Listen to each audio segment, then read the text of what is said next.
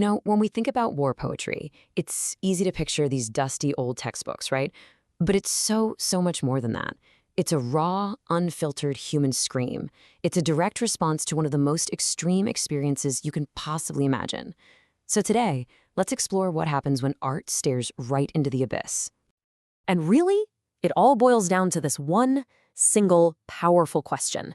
When reality is so horrific, so completely beyond everyday life, what words can you possibly use to capture it?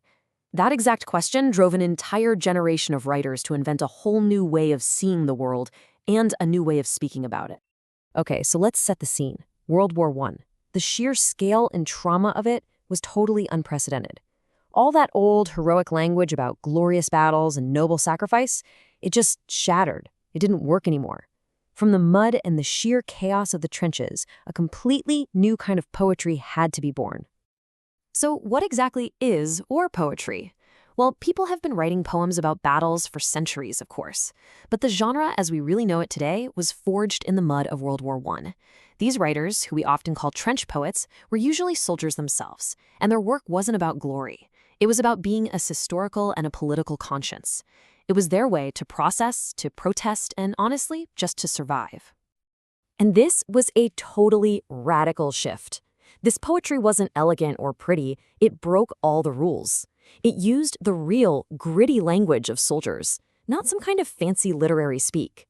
It was filled with gruesome and shocking images to document the realistic side of war, not the glorified version. And it explored these incredibly complex feelings, things like lost innocence, guilt, duty, and what it even means to be human. So who were these voices coming from the trenches? You might think that since they were all in the same crucible of war, they'd all have the same story to tell. But that's not the case at all. Their perspectives were as unique as their own individual experiences.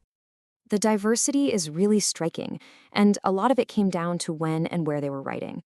So early on, you had a poet like Rupert Brooke, and his work is filled with this idealistic patriotism, this vision of glorious sacrifice, because it was written before the full horror of the war was really understood. But then you have Wilfred Owen, who's writing from the absolute heart of the horror, and he's focused on the sheer futility of it all, what he called the pity of war. And in between, you get Siegfried Sassoon's angry protest poetry, and Ivor Gurney's deeply personal poems about mourning and loss. It wasn't one single voice, it was a whole chorus. To really understand the power of this new poetry, we're going to zoom in on what might be the most famous war poem ever written, Wilfred Owen's Dulce et Decorum Est. Let's really dissect it and see how it works. First, you have to understand the line that this whole poem is attacking. It's a famous quote from the Roman poet Horace. For centuries, this idea that it is a sweet and honorable thing to die for your country was the sentiment used to inspire young men to march off to battle. It was the ultimate patriotic ideal.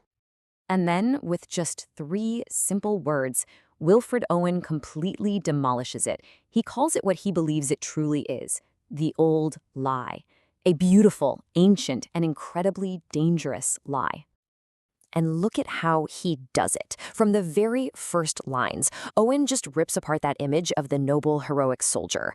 His men aren't marching proudly, they're exhausted, broken figures, like old beggars or hags. He uses this visceral, ugly language to immediately shatter that romantic illusion of war. And this is where you see the poem's true genius. It's the tension between the message and the form itself. The message is pure, ugly reality, so the form mirrors that chaos. Owen rejects smooth, elegant poetry. Instead, he uses these irregular rhythms and jarring rhymes. The structure itself feels like the battlefield. The form becomes the message. It's absolutely brilliant. The power of Owen's poetry, as we've seen, comes directly from his raw, lived experience. But that brings up a really fascinating modern question, doesn't it? In our age of artificial intelligence, can a machine, something that has never known suffering, never lived through trauma, actually replicate this uniquely human art form? Well, here's the experiment. An AI poetry generator was given this very specific prompt. Create a poem about a totally different war, the 1971 Indo-Pak conflict. But, and this is the key, do it in the voice of Wilfred Owen. The goal was to see if it could really capture his anti-war tone and his focus on the suffering of soldiers. And here's a little piece of what it produced. I mean, wow, it immediately picks up on key themes. That phrase, bent beneath the weight of rifles and regret, that is very Owen-esque. It talks about silent grief and how death is impartial. It's clearly capturing the style, but is it capturing the substance, the soul? To really figure out what's missing, if anything is missing at all, we need to put the human original side by side with the AI's imitation. First things first, let's give the AI its due. It did a really impressive job of imitation. It successfully mirrored the anti-war tone, it rejected patriotism, it focused on themes like lost innocence, all those hallmarks of the genre we just talked about. As a mimic, it is very, very good. But the crucial difference lies in the source. Owen wrote from lived trauma.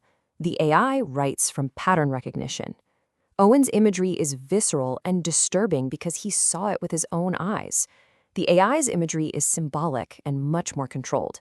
And this creates the biggest difference in feeling. Owen's work is an urgent, immediate cry from the battlefield. The AI's work is a distant, reflective observation from the outside. And so, this is what we're left with. The AI created a near-perfect echo of Wilfred Owen. It hit all the right notes, the tone was there. But Owen's poetry was a voice, born of real suffering and a desperate need to tell the truth. So as this technology evolves, we have to ask ourselves, what is the difference between a perfect echo and an authentic voice? And when it comes to art, which one truly matters?